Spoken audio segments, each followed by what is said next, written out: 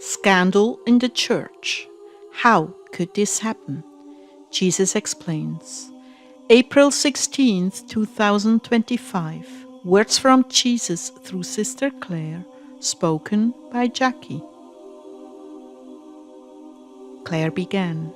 May the Lord grant us His peace and humility of heart. Amen. Lord, please forgive me. What is on your heart for us tonight?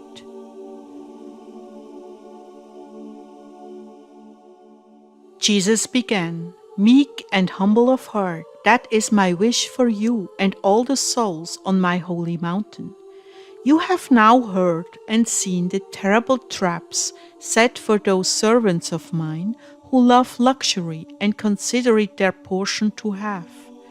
My wish is that they would be satisfied with the leper's portion. O my people, how dangerous it is for you to consider that opulent lifestyle your payment for the graces I gave you to enable the spread of the gospel. This is how wickedness entered the early church when it threw in its lot with the rich and powerful. Now it crumbles before your very eyes. This is the portion of all who have set their hearts on acquisition and control. I never intended my church to be in palaces and cathedrals. I want my people to gather in small community groups to worship me and network with other small groups and faith events. Beloved, you have seen the leaven in your own heart. Once we together accomplish some good work. You are all too ready to stand up and receive a standing ovation when you should disappear, leaving only my image behind.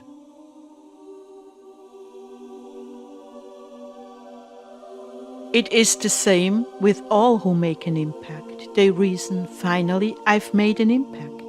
Finally, I have proven my worth. Finally, I will be respected and honored. This is the way it is with all flesh.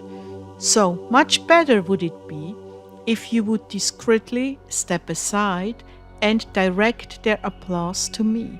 Your flesh wants you to stand front and center and receive the glory.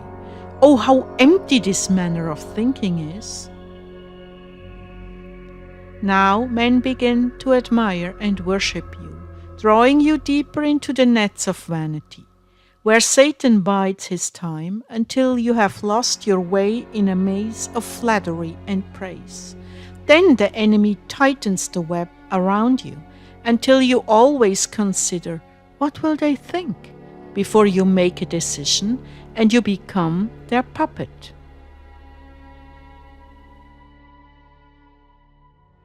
I'm ready for and need a new breed of minister, one who prefers the last place at the table, one who drives a functional but not impressive vehicle, one who is more concerned about the state of the soul their audience is in, not how much they're impressed by witty sermons.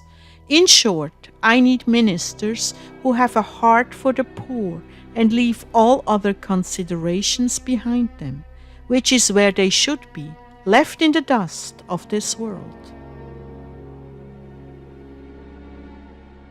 Claire, I want you to tell them how destructive this worldly attitude is and encourage them to embrace evangelical poverty and cease their endless groveling for status totally behind. Oh Lord, how hard that is to do.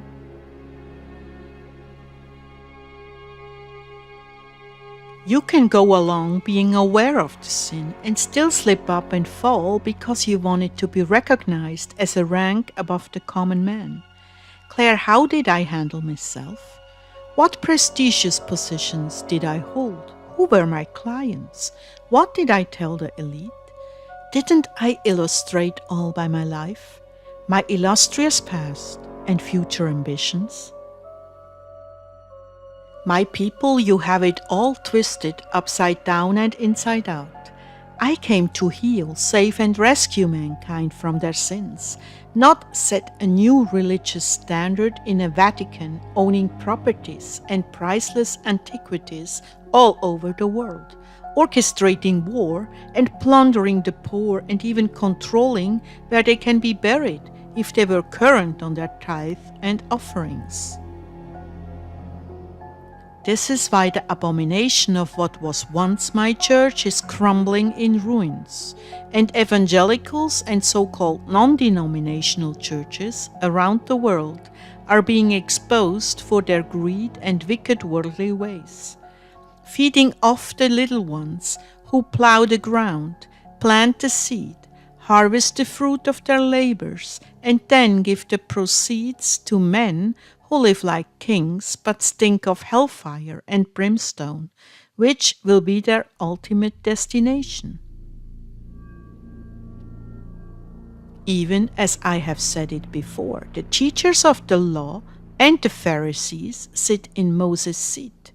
So you must be careful to do everything they tell you, but do not do what they do, for they do not practice what they preach. They tie up heavy, cumbersome loads and put them on their people's shoulders, but they themselves are not willing to lift a finger to carry them. Everything they do is done for people to see. They love the place of honor at banquets and the most important seats in the synagogues. They love to be greeted with respect in the marketplaces and to be called rabbi by others. The greatest among you will be your servant, for those who exalt themselves will be humbled, and those who humble themselves will be exalted.